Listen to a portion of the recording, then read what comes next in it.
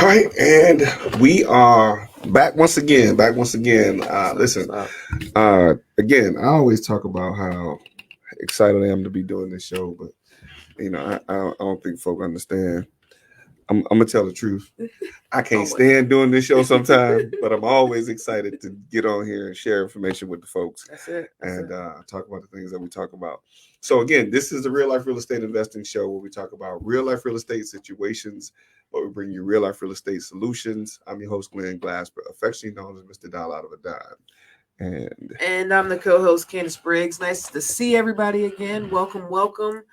And let's go. Let's have a great show. Let's get it. We'll have a great show. We'll be right back after this.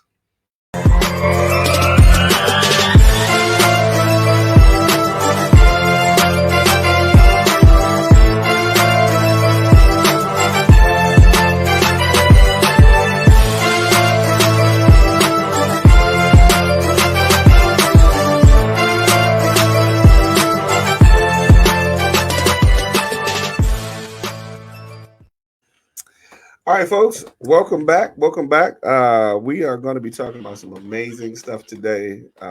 As always, and our topic today is going to be what I think a lot of people, some people scared to talk about this. Scared to talk about it. However, it's very necessary to talk about. Very necessary.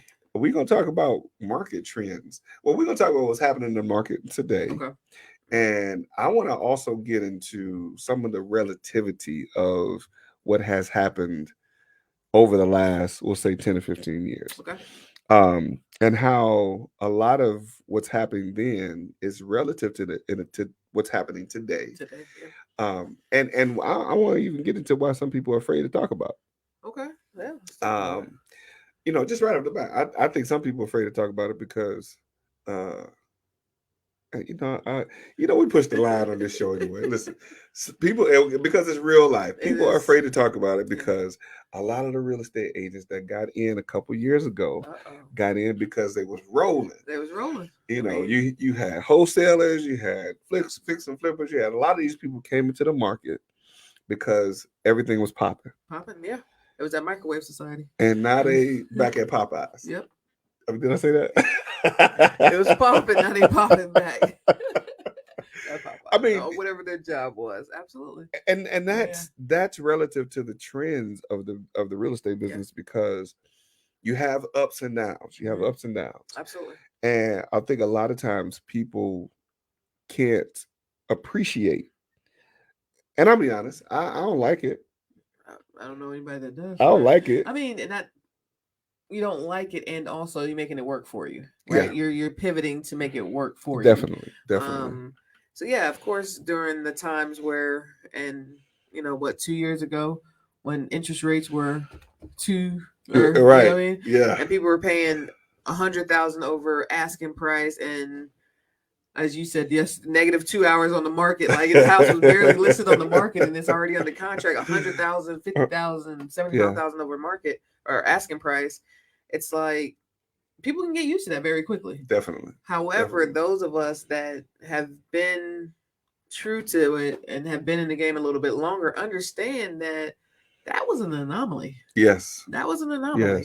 Yes. And while it was good, and also a lot of people have now fallen off because they're not used to the 30 days, 45 days on market. They didn't 60 days. 60 days, yeah. They didn't people plan for jumping this. off the cliff when they 90 days not selling. Yeah. I was just reminded I had a house on the market for 9 months. Oh, wow. Back in 2014. Was that an anomaly too? 2014, 2015. Okay. No, and I'll be honest, it was my fault. Okay. It was my fault. I accept responsibility. Always. I had this house on the market for 9 months and I didn't stage it. Okay. The agent kept saying, go ahead and stage it, And I was like, I don't want to spend the money. Because but you spent it either way. I did. You spent that money either way. So I was accustomed to the days where staging wasn't a major thing, and I'll be honest, I got accustomed to the days where, we just put some carpet and paint and it sells. It sells, But of course, during that time, times had changed. Absolutely. And it was necessary to stage it. I promise you, I staged it on Wednesday. Okay. We put it on the market on Thursday Always. and got either 3 or 4 offers by Friday. After the 9 months. After 9 months. Wow. And the agent, shout out to, I'm gonna remember her name. I remember her name. Shout out to her. She knows who she is. She went back to market after we staged it again. Okay. Put it back on the market, got 3 offers. 2 of them were all cash. Wow. And I was like, wow. Of course, the ones with all cash, they boosted up the number to get it done. For sure. And I think one only required like 4 or 5 days due diligence. Oh wow. So with that, I was like, staging will be a part of what I do in every deal going forward. Every time. And I speak to that because you look at then and now. Sure. And I'm gonna go back from then and before. Okay. I'm going to talk about then and before, but between then and now, staging has become a major part of what we do in the business. Yes. And it being relative to even the types of staging being relative to the market. Yep. And the area. The area that you're in. Absolutely. That's very important. Absolutely. Wanting people to understand that the market will change. You have to be able to make the adjustments to change with it. Absolutely. What was somebody said? You're only as good as the last flip, last deal or flip deal, you close. Yeah. And that's something I had to make an adjustment to. Absolutely. Like I said, I ain't like it, but it is what it is. And 2 points in what you just said. One being your mindset was, I don't have the money for it, but you sat on the market for 9 months. So how much were you paying in holding costs? Oh no, I had the money. I just didn't want to spend it. but you spent it either way. You spent probably more. More because I want to say in holding costs for 9 months. Yeah, I probably spent close to $10,000. Yeah, see.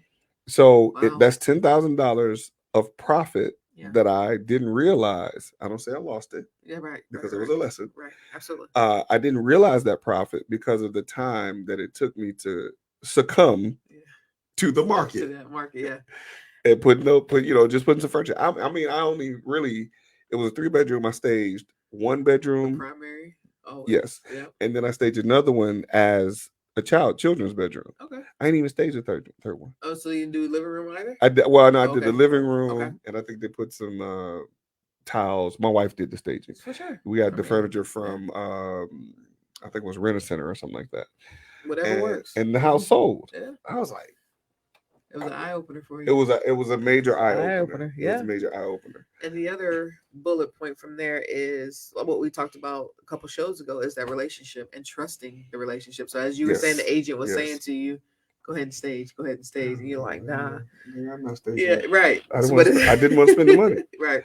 But just that relationship to say, you know what, maybe you're right. Let's try it out on month 6. You know what I mean? Right. And so those are the 2 bullet points that I pulled from what you just said. And just one thing, you said it in a roundabout way, is trusting the professional stuff to the professionals. Yep. I'm not a real estate agent and I don't play one on TV. Right. I call myself what I call it, a secret agent. Okay. My wife's an agent, so that makes a special agent. Yeah. My wife's an agent, so that makes me special. There you go. But so all the skills at the house. Right. So, and when she said that, when the agent told me that, and to stage it, when I look at the numbers, I probably spent for that staging $1,000. If that, yeah. Maybe $1,500. Yeah. I spent $1,500, and in 3 days I got an offer. 2 days I got an offer. Multiple offers. Yeah. So I realized the time that I spent. My son's learning about opportunity cost at school now. I missed the opportunity to get that property sold, and being hard-headed and rebellious and not wanting to stage it. And also, that's what you needed to learn the lesson. Absolutely. Yeah. Absolutely. Also, because you probably would have learned that lesson somewhere else down the road, but you got it right then and there. So. You'd be bringing up some real good stuff.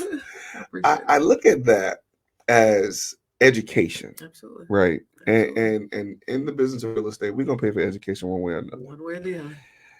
Had I been, I'll say obedient, it is what it is. Yeah. If I had followed the instructions of the professional who told me this is what I needed to do, Yeah. I would have not had to pay for the months of education Yeah. that I paid. Yeah. I could have shortened my learning curve and just did what she said and been on to Mhm. do what it, trusted what she said and went on and made the sale. I made the sale. You know, Yeah. and I equate that to a lot of people who get in the business. And while we're talking about trends, there's been a trend of people who've gotten in the business, Yes. Yes. and the trend with them is let me get in and make some money, Quick money. quick money, Quick money. which is okay to a degree. But To a what has degree. quick money ever done for us? It's a It good. leaves quickly. It's just a good quick fix, Yeah. but there is no real education in that. Absolutely. Absolutely.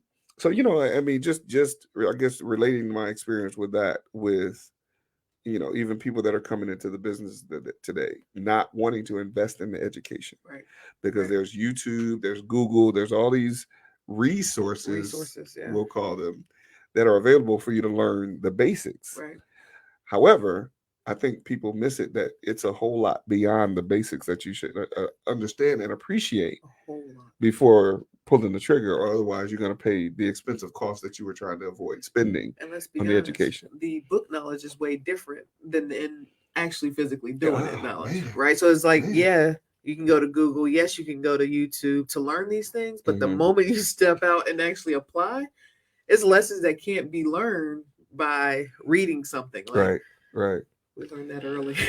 I And was like, right. oh gosh. Yes. And, Yeah, and yeah. So yeah, it's two different because learners. the business of real estate is ever changing. It is.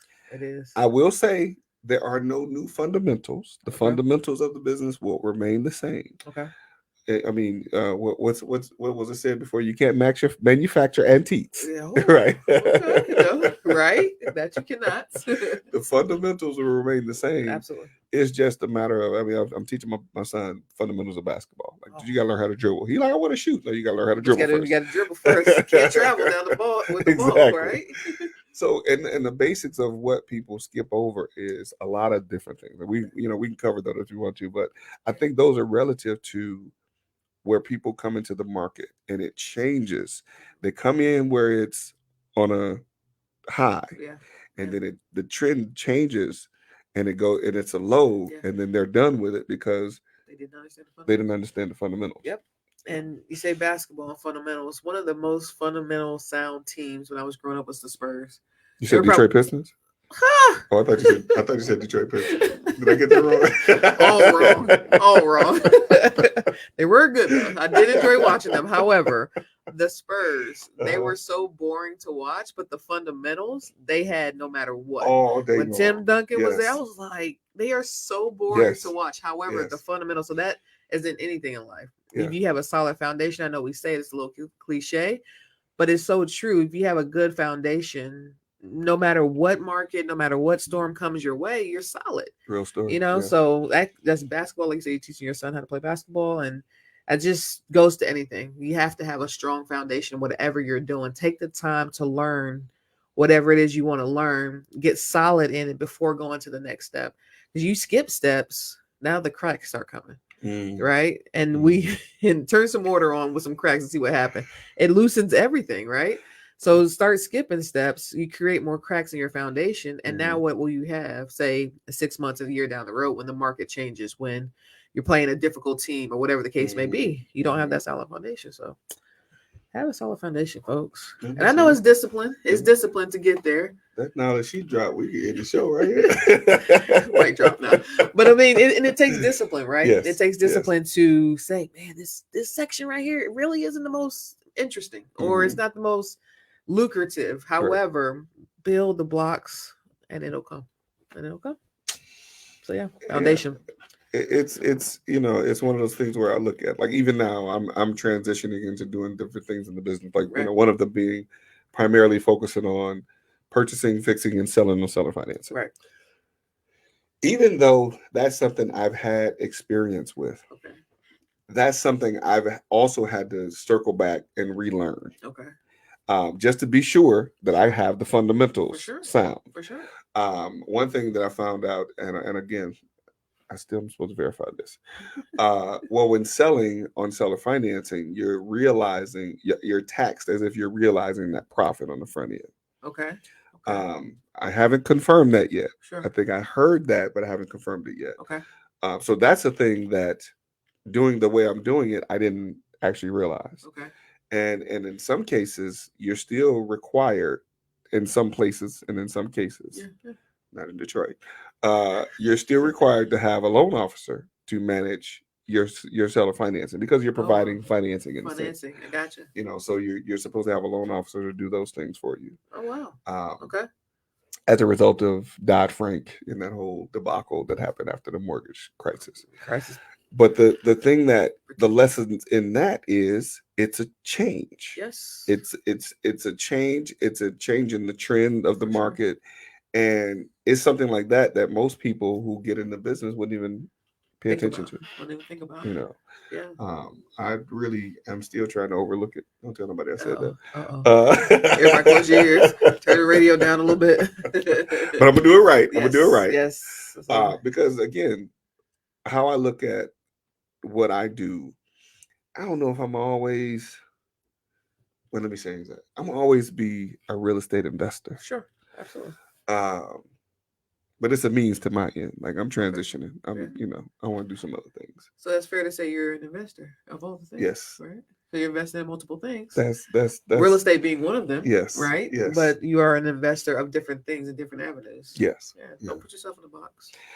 And so as it relates to trends, let's talk about what's happened.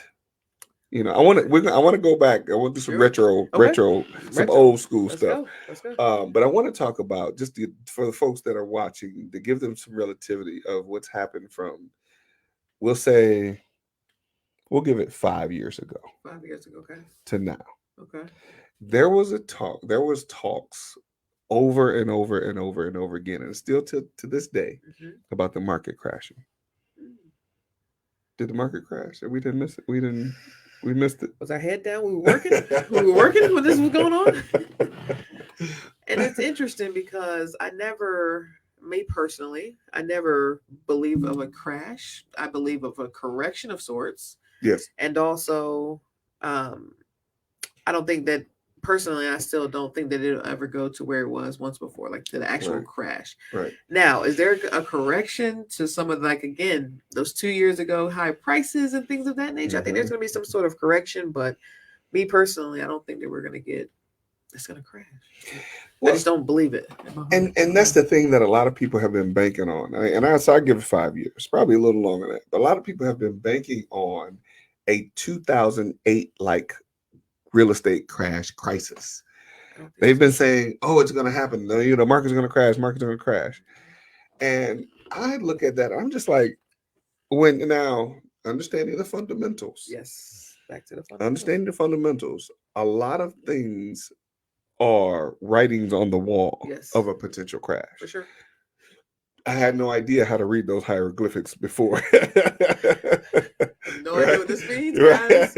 Somebody help me out. During that time, but it was like, "Oh, the bubble's gonna burst. The bubble's gonna burst." I had no idea what they were talking about. Yeah. I was in real estate. I was rocking and rolling. They talking about a bubble. I'm like, I don't even chew bubble gum, so I don't know what y'all talking about. What are y'all talking about? But now, because of seeing what happened during that time, and looking at what's been happening over the last 5 years, the one constant, even now to this day, the one constant has been low inventory. Yeah. That's it. And how can you have a shortage of something that, well, how can you say that there's going to be a bubble burst where there's something that's a shortage of that's in high demand? In very high demand. And you have new construction happening all over the place. And these places are being bought up quickly. Before they're even done. Before they're done. Yep. Put a rendering out there, and it's like, oh, framework is up. Okay, boom, we'll buy it. And that's been the running theme over the last few years. A lot of people who have done spot deals, they've built communities, they've built a lot of these different things have happened over the last few years, and they're always getting full. Yeah. How do we have a crash when there's still high demand? I don't see it. So personally, so even with and people will say, "Oh, well, people stopped buying because the interest rates went up." Yes, people slowed down buying. Interest rate. Can we talk about interest rate? Let's go I'm there. sorry. That's gonna take me back. That's gonna take me back to the previous 15 years. Yeah, because what you said the other day was very powerful because yes, interest rates went up. Mhm. Yes, no, there's no denying that, guys. There's no denying that. However, they went up to what? Numbers that we've seen previously in our Yes. lifetime. Absolutely. In our lifetime. Absolutely. Yes. It's frustrating because a lot of people are like, oh, I can't buy because, like you're saying, the interest rate. But the thought process, and maybe I'm looking at this incorrectly, and if so, let's talk about it. Mm-hmm. But like people are like, oh, I can only buy when it's 2 and 3%. That's great. However, you can still buy now, and once the interest rates come down, refinance. Right. Or refinance to get your lower interest rates, because I personally don't believe that the housing market is going to get any lower than where we are, or that's anything in life. I think prices are right now the lowest they're going to be for a while. Yeah. I will say for a while. Yeah, yes. I don't know. I don't see them dropping much lower than where we are. I say there's a potential still for that to happen. To drop? Not drop. Okay. Decrease. Some. Okay. Decrease. Okay. But drop. And of course, I add the dramatics to it because some people look at drop as in prices. How's it going to be half the prices that there are today? That's not. I don't see that happen. Negative. I agree with you there. Yeah. There will be a slight decrease and then it's going to be challenging to say this too because there has still not been the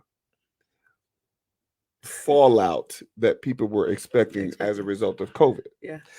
Oh, foreclosures and this, that, that stuff hasn't happened.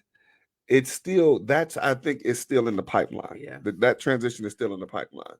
So, but it is coming though with the foreclosures. It's coming. It is coming. Yeah. It's coming. So in that's going to provide additional inventory for sure. So in the additional inventory, will we get 6 months or more above the inventory? I don't think that we're going to get that much more. Right.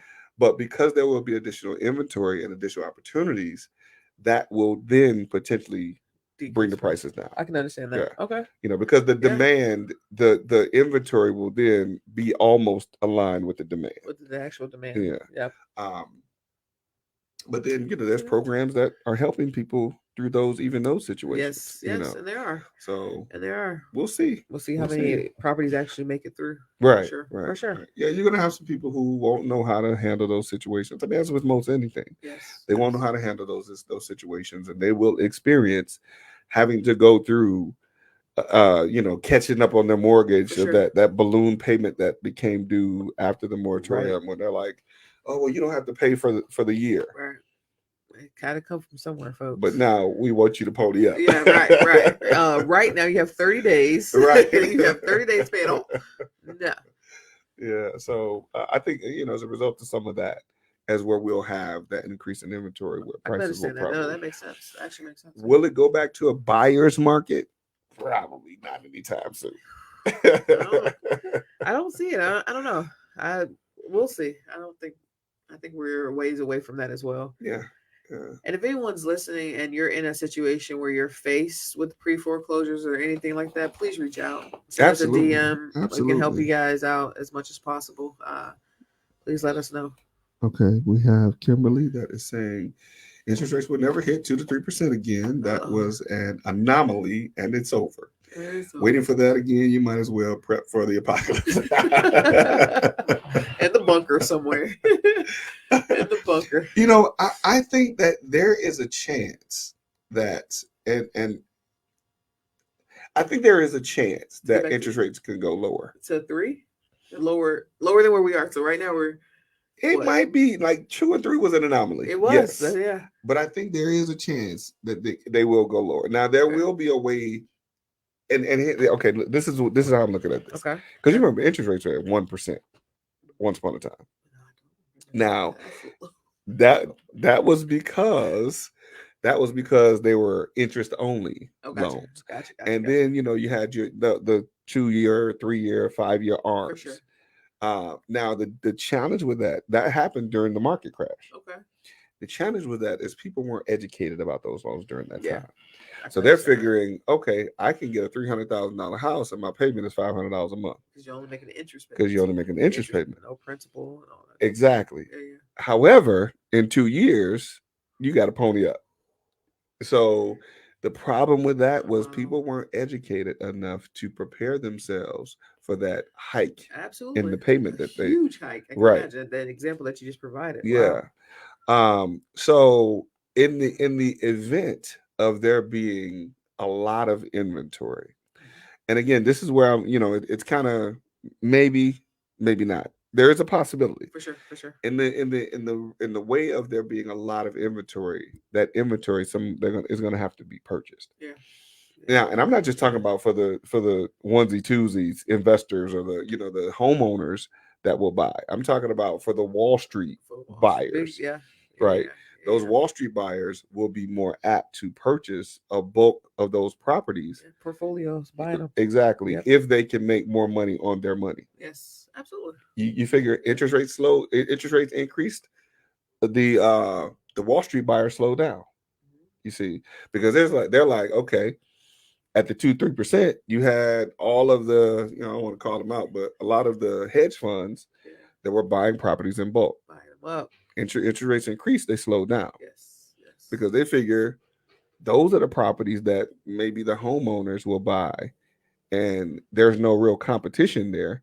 Who's going to compete at paying 8-9%? 8-9, right? Nobody. Right. Nobody. Very few. Yeah. Well, that's true.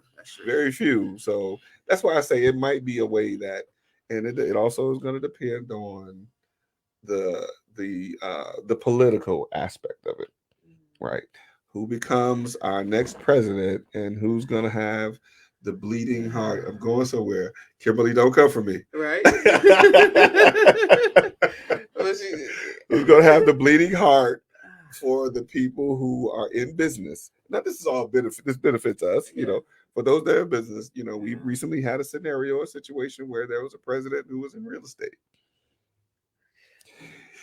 Don't know if that's going to ever happen again. 91 indictments, but I'm just saying. One and done. But there might be someone that comes along and sees how something like that can increase the economy. Yeah. You give more tax breaks, you lower interest rates, it can drive the economy in a way that will help even the little guy if you show them how to actually benefit from it. It goes back to the education. Right. So, and like I said, it will go back to the political aspect. The reason why I relate things like that to the politics is politics are the driving force of the decision, people that make the decisions. And I say that because those decisions are either made out of bravery or out of fear. Out of fear, yeah. Right? Yeah. You figure if I got somebody that's in the office that appears to be on my side, I can take chances and not worry about the backlash. I'm skating around this quite a bit. I can take chances and not have to worry about the backlash because they doing what I do. Right. You know what I mean? Or they can relate. Going back to the old adage of pull yourself up by your bootstraps. Okay. That was a Republican saying or Republican terminology, as opposed to the Democrats. And this is not a political show. I'm just giving examples of relativity to market trends. Right. How things change. It depends on the political party that's in charge, because people will look at how they can do business as opposed to how they should be afraid to do business. If that makes sense. It does. That's big. It's higher. There is a higher likelihood if there's a Republican president in office who typically gives tax breaks to the higher earners and things like that. It's a higher likelihood that they will go out and do more business, right, and they will provide more jobs and opportunities because they get tax breaks for doing tax breaks. Yeah, it's all about. You got a Democratic president. They're not that liberal. Well, they're liberal to the liberals, right? Yeah. But they're not giving those types of tax breaks. They want to increase the taxes on the wealthy, and the wealthy are less likely to provide those opportunities because they're getting taxed more. Exactly. Yeah. Exactly. So that's why, I don't want to get too much into the political aspect of it, but that's how a lot of the politics or who's ever in charge relates to the market trends. The actual market trends. Yeah. I see Ken says, where you can guarantee 100% interest rate is continuing to rent. Yes.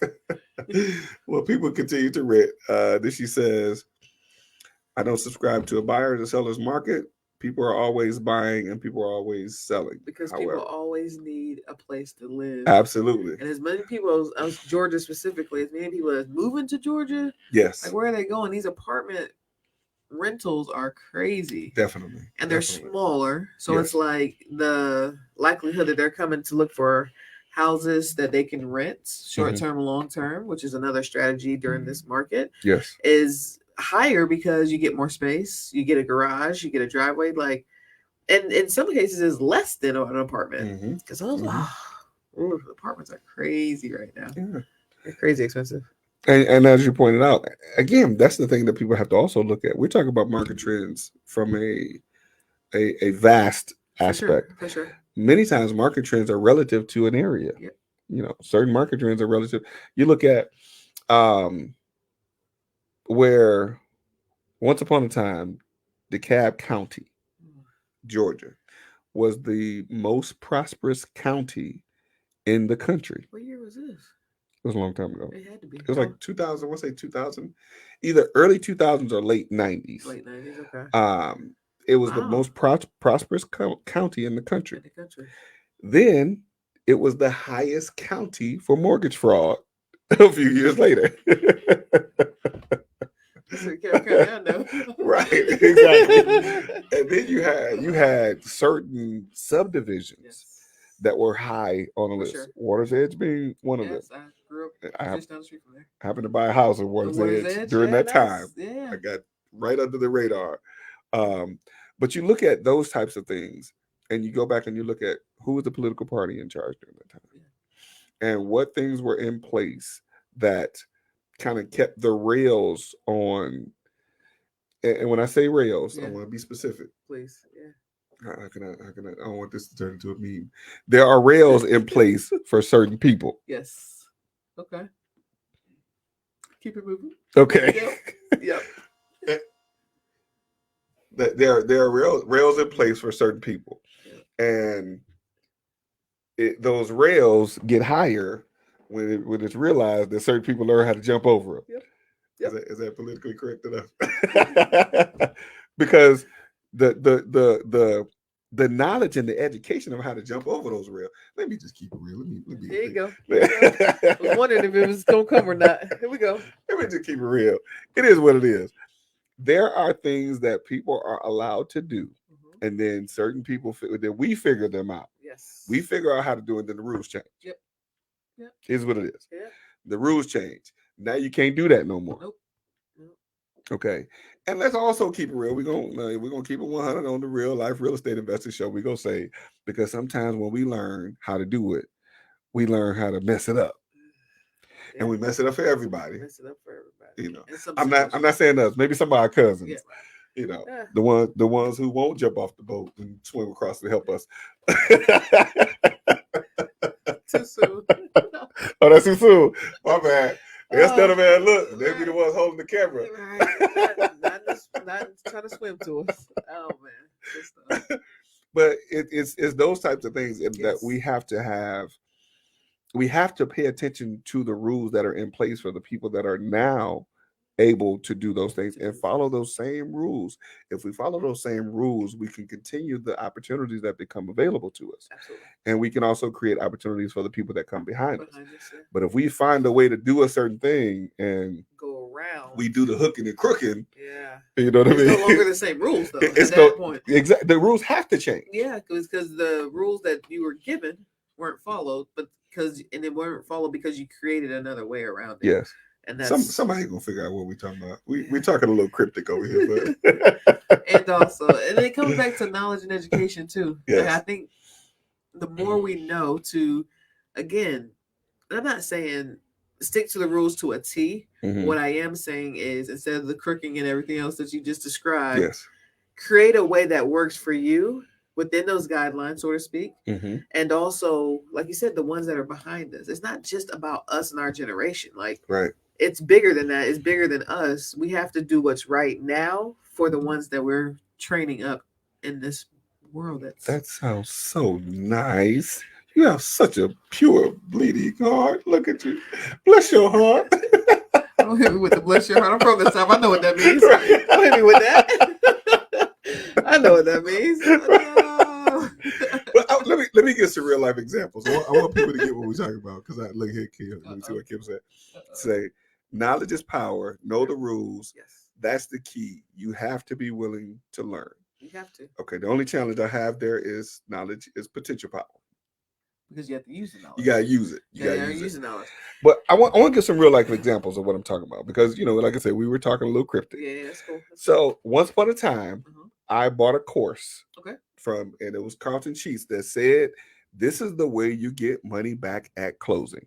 Okay. That was the name of the course. Well, no, well, it was Oh. the name of the course was No Down Payment No down payment. Okay. by Carlton Sheets. Okay. Y'all, if anybody know who Carlton Sheets is, y'all know he was the 80s and 90s guru. Okay. But he had in his course ways that you can get money back at the table at closing. Okay. Now, he taught that for years and years and years. Then people learned how to do it, and they learned how to do it the crooked way. Yeah. Hence, and this is a major part of what happened during the market crash, Okay. where you had people who were inflating the values. This is why DeKalb County became the #1 mortgage fraud county. Yeah. You had people that were in cahoots with closing attorneys, appraisers, the mortgage companies even. Yes. Were all in cahoots with inflating the values, then allowing people to go and take $100,000 at closing. You buy $150,000 house, Yes. the appraiser says it's worth $250,000. So you get that. You difference. go and you can get $100,000 back at closing. Carlton Sheets taught us how to do this The right way. the right way, The right way. where there was no guardrail. We were talking about the rails. Yeah. There was no rail on it then, because there was a way to do it legally The in the right correct way. Yes. But when you got people that were in cahoots and had all these different things, I mean, and the simplest thing, because I learned how to do it during that time, and and I'll be honest, I'm just gonna keep it real. I wasn't smart enough to do it wrong. And that's not a bad thing. Right. That's not a bad I'm thing. glad I wasn't smart enough to do it wrong. That's not a bad I thing. followed what Carlton Sheets taught to the letter, Yes. and I was able to be a part of the trend during that time of getting money back at closing. Right. I wasn't smart enough to increase the value. I don't know how to do that. Right. I'm not an appraiser. For sure. If the appraiser come out and say this is what the house is worth, I'm just gonna go with that. This is what the house is worth. It was folks that was going to say, "Hey, appraiser, this is what we need you to say the house is worth." And here's is important to remember, because back then you could choose your appraiser. You could choose your could appraiser. So that could be your cousin. My cousin come along and say, Right, exactly. So you were able to select your appraiser at the time, and then so when that buzz, that's why now, for those that don't know, when you get a loan, a lender is not going to allow you to choose your appraiser anymore. Nobody can choose it. It's well, from what I understand, even from hard money and traditional lenders, For sure. they're randomly selected. Yes. You use a service, a specific service that you buy into, and the appraiser is randomly selected. And that is the reason that's in place is because of what you're talking about. Yes. So this decided for people following along. Right. But yeah, that like during that time, like that was a thing that where you had so many people that would buy. And this is the simple thing: is if you got $100,000 back at closing, right? Okay, yeah, this house only worth $150,000. Yeah. But the other thing is, there were ways that you could increase the value just by simply fixing the house up. Like they were getting money cash back on houses that weren't fixed up. If you take some of the money that you got back at closing, because that was some of the ways they were doing it was saying that the money was going to go towards the repairs. Not even.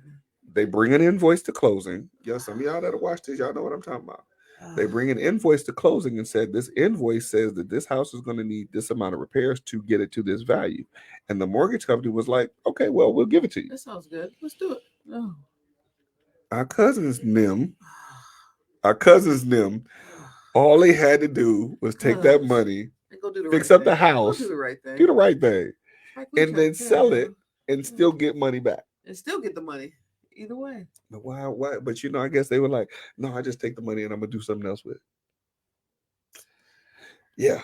So so those are things that that was a major part of, like they were talking even during the crash. I believe the percentage of regular homeowners who went into foreclosure was like 2 to 3%. Yeah. The people that went into foreclosure at a higher rate were the investors. Yeah.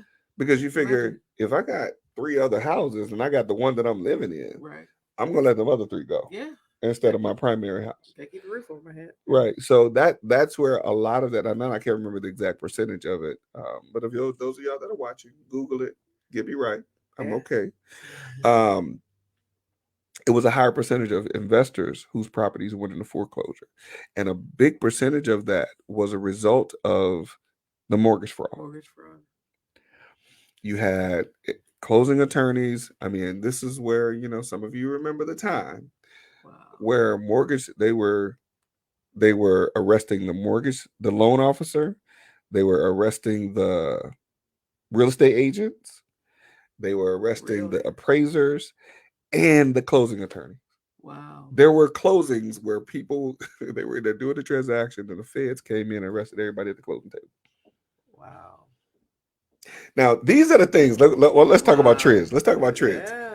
These are the things that, some of my guru homies, if you've never seen or experienced or understood any of these things like this, and you were in high school during this time, how are you able to?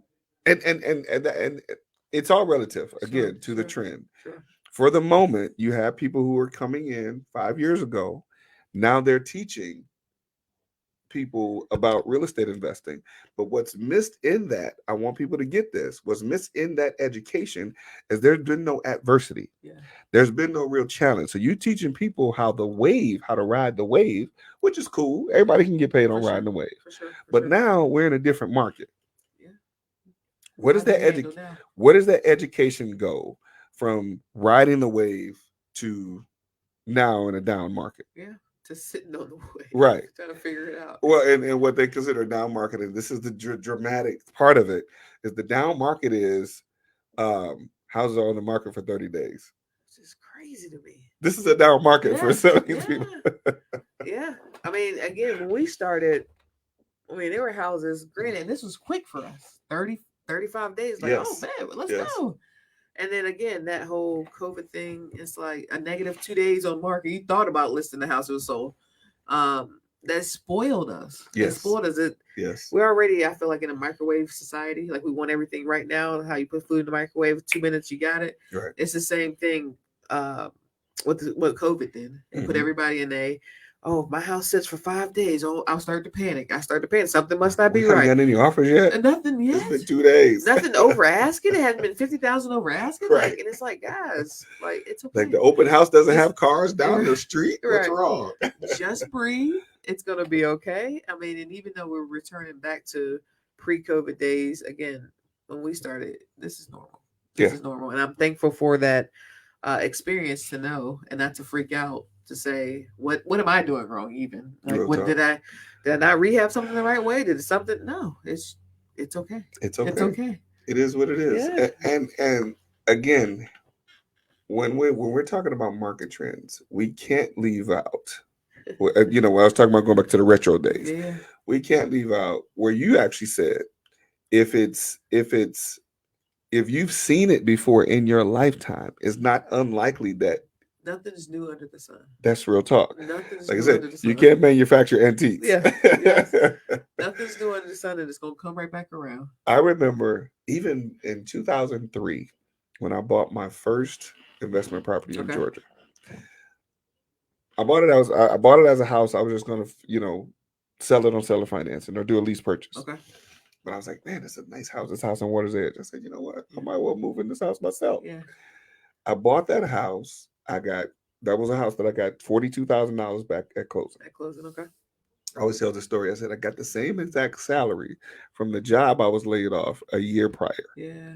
So I In got one house, in at one deal. one deal, One deal. That's $42,000 how I got life back can at change in closing. real estate. Right. Go ahead. Now what I did was like, see, I could have been like other idiots and took the money and ran Yeah. and just let the house go away.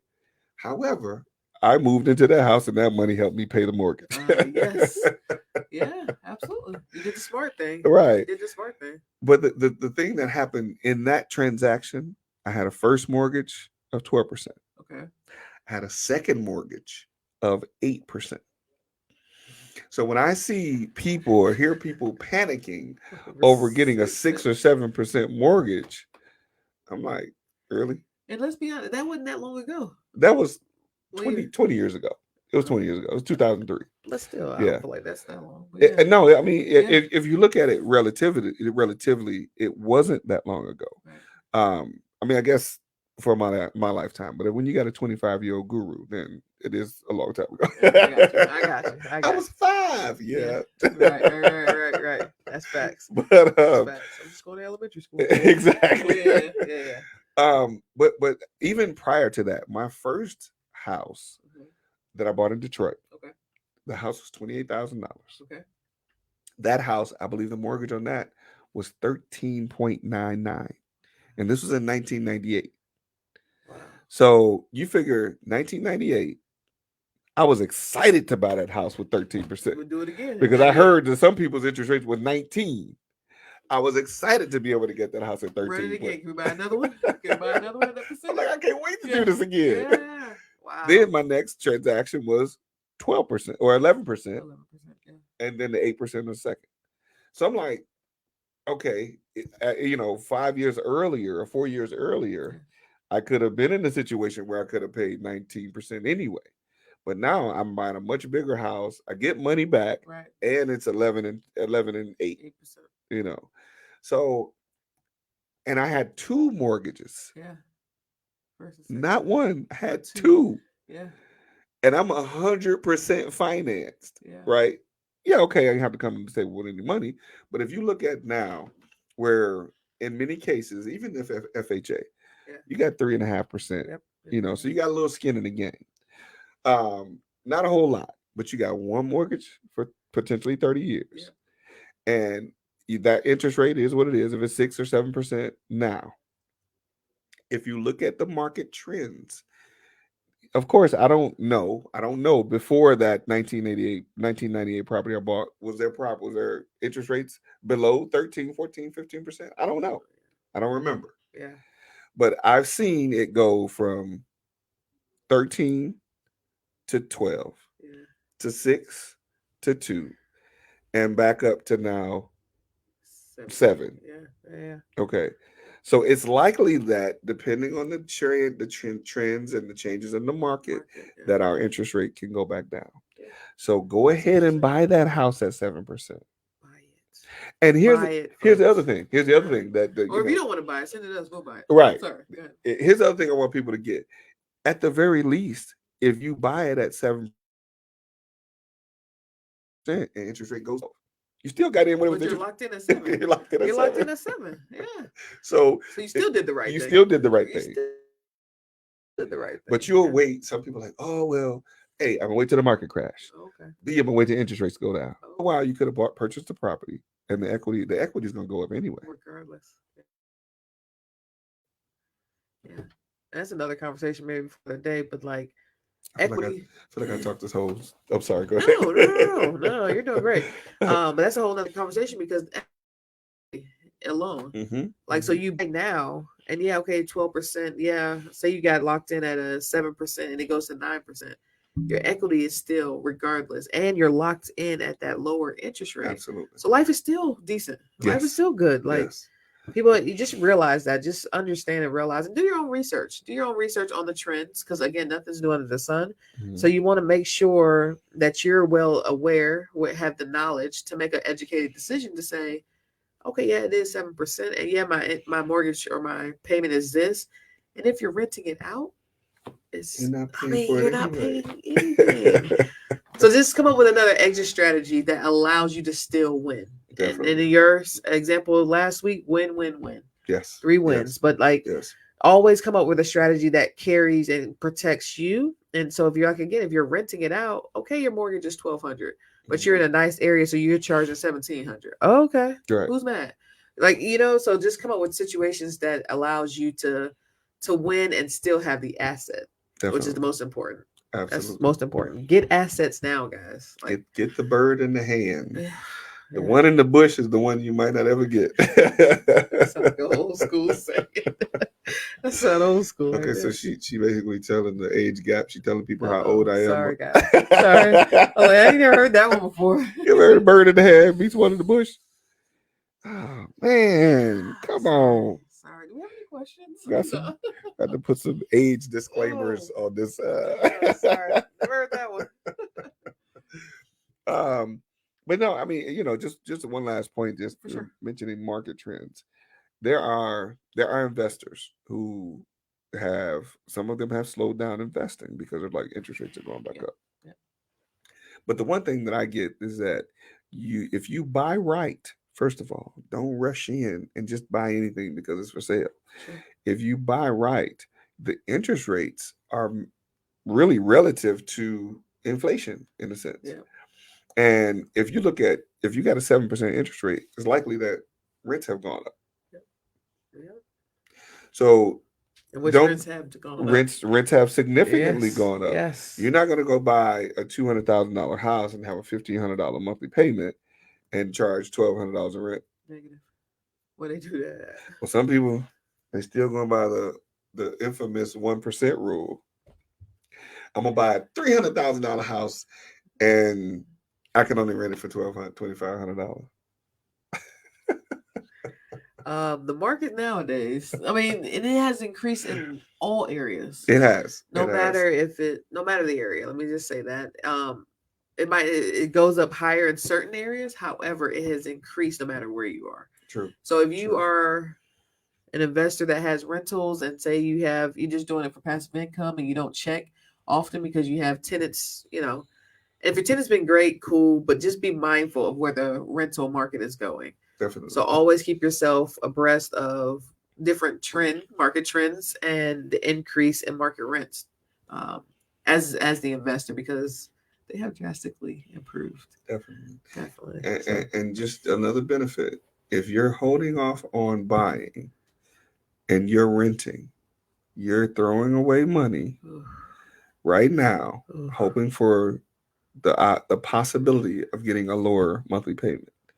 So you don't have control of the payment that you're paying now. No control. Because you're a renter. Yeah. As opposed to being a person that buys, get over the interest rate. You still will potentially. Now think about it. If the interest rate is the same for you as it is for many other people, it's higher for an investor. So it's if you go and buy that house at 7%, the interest rate for the investor is probably 9%. So if he's buying it and he's got to pay 9%, plus he's putting down 20%, he's going to figure out a way to recoup his money. And guess who's going to help him pay it back? You. So yeah. We're gonna get money regardless. We're gonna get our money back one way or another. That's a great point. If you're renting right now and don't understand or don't feel comfortable with the knowledge that you may have, reach out, because we're more than welcome or more than happy to help out, because again, it goes back to the education piece, right? It goes back to the education piece, because again, in that example you just provided, you're paying 9%, which again pays their mortgage and the money that they paid to purchase the property. Mm-hmm. However, they're also getting money monthly from you. Yes. So it's like you're paying so much more than when just being a homeowner yourself. Right. Mm-hmm. So let's take the fear out of homeownership and let's talk about it. Let's educate and let's go buy some houses. Real stuff. Let's go do it. Listen, y'all, drop some comments. If y'all got questions, we'll definitely be following back up. We'll go back and read the comments. We follow up. For those of you that catch the show live, thank y'all for joining us live. Thank you. For those of you that catch the replay, still feel free, if you got comments, questions, anything, reach out to us. We have, I want to say, okay, I don't have it. I don't have it yet. It's in there somewhere. But Tell the folks how they can get in contact with you. Absolutely. Let's so I'm on Instagram, Ace the Eagle. So that's ACEDAEAGLE. Oh yeah, it's not right. I'm sorry. It's all good. We'll work on that. So again, that's Ace the Eagle. Also you can Candace Briggs on Facebook. You can send me a DM. Let's talk about it, y'all. Let's take the fear out of home ownership. It's a powerful thing. Having assets, even if you have a different strategy down the line. So you live in it now, say 3 years, you want to, rent that one, move somewhere else. Everybody should own real estate in some manner. So again, how do you reach me? Ace the Eagle, Instagram, and then Candace Briggs on Facebook. I'm Glenn Glasper. You can give me a Mr. Dollar Out of a Dime on Instagram. And don't forget to follow the Real Life Real Estate Investing YouTube channel. Absolutely. And the Real Life Real Estate Investing Instagram page. I have this thing that I was told, and I want to help someone help me debunk this myth. I was told, and this is going to be the topic of the conversation for next week. Next week, let's do it. I was told that millennials are not buying houses anymore. Millennials are more likely to rent. Real talk? We got Nine Tail Productions over here shaking his head. Shout out to Nine Tail Productions. Go follow him on IG as well. Nine Tailed Productions, and the 9 is spelled out. Nine Tailed Productions. Go check him out. And so he's back here shaking his head for the millennials. Are y'all renting? Let's talk about that next week. Let's do it. And so what that automatically tells me is that we need to get some land and get a community to create the rentals for them. That's reasonable. It's happening, right? It's happening. It is happening. Yeah. And if they're millennials, you're millennial too. So I'm gonna take a shot at you. Oh, come on. Take a shot at you. But I believe in home ownership. I ain't rent. Well, see, you're a millennial. That's an investor. Right. So there are some millennials that they don't know what's reasonable though. It's for rent. I'll just pay it. I'll just pay regardless. They're okay. Yeah. And a lot of millennials are making a lot of money. I was about to say it's relative. It's relative. Yes. A lot of millennials are making a lot of money, and they're like, this $200,000 house, they want $3,000 a month for rent. Okay. Let's teach these millennials how to invest. Real talk. Let's teach them how to get an investment on their returns if they want to throw money away. Right. Let's talk about it. So, all right, next week. And listen, shout out to the millennials. For those of you that are watching, that if you happen to be a millennial, come on the show with us. Let's go. If you're in the local Metro Atlanta area, we're gonna have you come on the show with us. Even if you haven't come, you sit in our audience. Yeah. Let's do it. We're gonna have a live audience. We're gonna make sure we make that happen for next week. So y'all check out the show next week. We'll be having conversations with millennials and why they want to invest. That's a great conversation. They need to. All right, let's do it. Thank y'all. Anything you want to? Just thank y'all for joining. Thank y'all for joining. Please, if you have any comments, questions, don't feel shy. Don't feel any of those things. Either leave the comments on the thread or send a message via DM or hit us on one of our socials. We would love to connect. That's what this is about: connection and education and having fun. So we're going to do all three of those things. So thank y'all for joining. I think Kimberly just invited herself as another co-host next week. Let's go. She said her last buyer clients were millennials. She said, let's talk about it. They were. They actually were. Let's do it. So you are officially on the show with us next week. Let's go. Look, is it okay? It's all good. It's all good. Let me make sure I want to. It's all good. No, I'm here for it. I got to check myself on two levels: as a co-host and as a spouse. I don't want to be, making no executive decisions. No, it's all good. I'm always here. Anybody that wants to come join us in the conversation, let's do it. Definitely. Let's do it. All right, we'll make it happen. Listen. This has been the Real Life Real Estate Investing Show, where we talk about real life real estate situations, but we bring you real life real estate solutions. Thank y'all for watching, and we'll look forward to seeing y'all on next week. Let's go.